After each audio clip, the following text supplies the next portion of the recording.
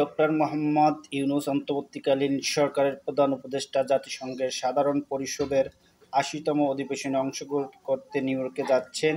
এই সফরের সঙ্গে যাচ্ছেন বিএনপি, জামাত, এনসিপি আরও কয়েকটি রাজনৈতিক দলের শীর্ষ নেতারা। সংঘর্ষ উত্তেজনার সূত্রপাত হয়েছে।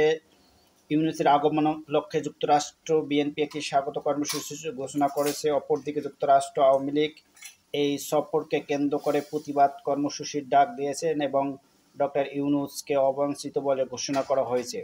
জ্যাকসন হাইটসে বিএনপি মিছিল ও সমাবেশ করছে এবং আওয়ামী লীগ সেখানে বিক্ষোভ সমাবেশ করছেন। বিমানবন্দর এবং জাতিসংঘের সামনে উভয় পক্ষই উপস্থিত হওয়ার ঘোষণা দিয়েছেন।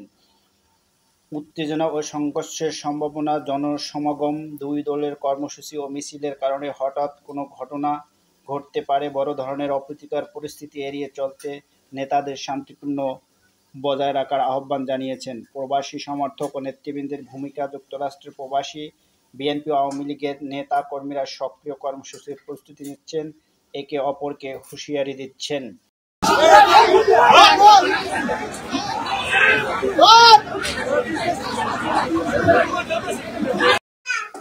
প্রবাসে গিয়েও যে বাংলাদেশের ভাবমূর্তি কিভাবে নষ্ট করা যায়, সেখানে লন্ডনে যারা বসবাস করছেন, যারা কোনো রাজনীতির সাথে যুক্ত নয়, তাদেরকেও কিন্তু এই দুই রাজনৈতিক দল ঝুঁকিতে ফেলছেন এবং একজন জাতিসংঘের অধিবেশনে যোগ দেওয়ার জন্য যাবেন, সেখানে রাস্তার মধ্যে প্রতিবন্ধকতা সৃষ্টি করে এবং দুই দল যেভাবে সংঘর্ষ, ঠেলাঠেলি, ধাক্কাধাক্কির মতো কর্মসূচিতে জড়িয়েছেন এবং মুখোমুখি অবস্থানে নিয়েছেন, সেখানে কিন্তু বাংলাদেশের ভাবমূর্তি নষ্ট করছেন এবং অন্যান্য দেশেরও কিন্তু রাজনৈতিক নেতারা সেখানে এসেছেন এবং তাদের কিন্তু কোনো প্রতিবাদ সমাবেশ নেই। অর্থাৎ বাংলাদেশের মানুষের রাজনীতিক যে একটা ব্যবসা, তারা সেটা দেশ থেকে দেশের গণ্ডি পেরিয়ে এবং বিদেশেও সেটি ছড়িয়ে দিচ্ছেন।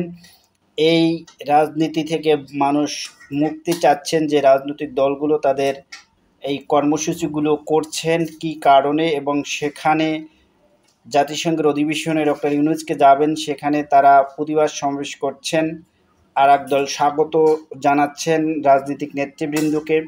এখন প্রশ্ন হলো যে এই ধরনের কর্মসূচি দিলে আসলে দেশের ভাবমূর্তি কতটা নষ্ট হয়, সেটা নিয়ে কিন্তু এখন প্রশ্ন রয়েছে।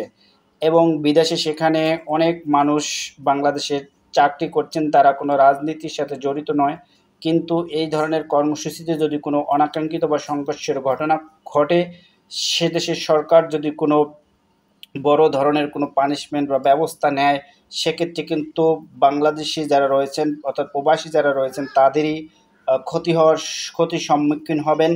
এই রাজনীতি থেকে বাংলাদেশের মানুষ এবং প্রবাসীরাও কিন্তু বেরিয়ে আসতে চায়, যেহেতু বাংলাদেশের রাজনৈতিক অস্থিরতার কারণেই দেশের অর্থনৈতিক, সামাজিক, রাজনৈতিক সব ক্ষেত্রেই কিন্তু মানুষ অস্বস্তিতে রয়েছেন এবং এই বড় দুই দলের যে রাজনৈতিক আচার এবং আচরণ, তারা ক্ষমতায় যাওয়ার আগে, যাওয়ার পরে যে তাদের কর্মসূচি এবং তাদের যে কর্মকাণ্ড করছেন, সেটা নিয়ে কিন্তু মানুষ এমনিতেই বিরক্ত প্রকাশ করছেন। এবং এই ধরনের রাজনীতি কবে বাংলাদেশে চেঞ্জ হবে, গণঅভ্যুত্থানের পর হয়তো মানুষ ভেবেছিলেন যে বাংলাদেশের রাজনীতিতে বড় পরিবর্তন আসবেন, কিন্তু সেটা হচ্ছে না এবং আগের যে সেই ৫৪ বছর আগের যে রাজনীতি, সেখানেই কিন্তু বাংলাদেশের মানুষ রয়েছে। প্রবাসী সম্প্রদায়ের মন মঙ্গল, প্রবাসীদের মতো দেশের রাজনীতি সংক্রান্ত অনুভূতি, প্রতিক্রিয়া তীব্র, তাদের নিরাপত্তা, মত প্রকাশ, ধর্মনিরপেক্ষ থাকা উচিত। শান্তিপূর্ণ আচরণ এবং সভ্য সংঘর্ষ এড়িয়ে চলা, মিছিল, সমাবেশ, প্রতিবাদ যদি হয় তবে আইনসঙ্গত শান্তিপূর্ণ ফরমালে করা উচিত।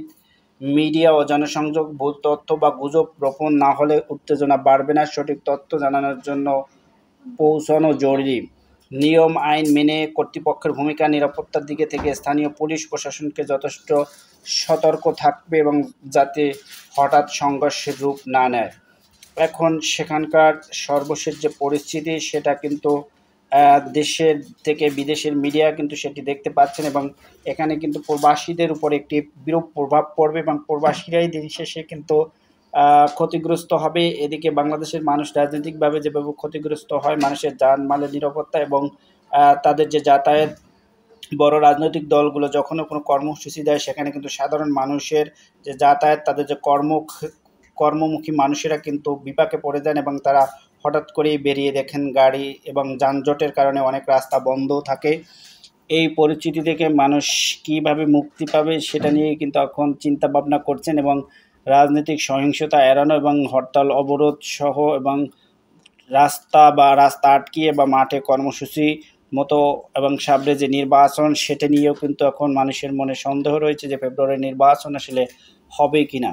এখন এই প্রবাসীরা যারা এখানে রয়েছেন তারা কিন্তু কোনো না কোনোভাবে রাজনীতির সাথে জড়িত, হয়তো প্রবাসে অথবা বাংলাদেশে, এবং বাংলাদেশ থেকে যারা আওয়ামী লীগ যারা বাংলাদেশ থেকে পালিয়ে গেছেন তারা কিন্তু এখানে রয়েছেন, এবং অন্যদিকে বিএনপির যারা রয়েছেন তারাও কিন্তু বিএনপির রাজনীতির সাথে জড়িত, অর্থাৎ প্রবাসী যে বিএনপির সংঘর্ষ রয়েছে বা অঙ্গ সংগঠন রয়েছেন সেখানে কিন্তু তাদের যে কমিটি সেখানে কিন্তু তারা রয়েছেন। এখন এইভাবে কি আসলে রাজনৈতিক প্রতিবাদ বা এভাবে করে কি কোনো সরকারকে ক্ষমতায় আনা বা কাউকে প্রতিষ্ঠিত করা যায় বা এভাবে প্রতিবাদ জানিয়ে ওই দলের আসলে কি লাভ হবে? এবং এর আগে লন্ডনে হাইকমিশনের উপর হামলা এবং মাহফুজের উপর হামলার কিন্তু সেখানে কয়েকজন আওয়ামী লীগ নেতাকর্মীকে গ্রেপ্তারও করা হয়েছে এবং তাদের আইনের আওতায় আনা হয়েছে। এবং আজকে যদি কোনো অনাকাঙ্ক্ষিত ঘটনা এবং দুই দল মুখোমুখি অবস্থানের কারণে হয়ে থাকে তাদেরকে কিন্তু সে দেশের সরকার কিন্তু ব্যবস্থা নেবেন।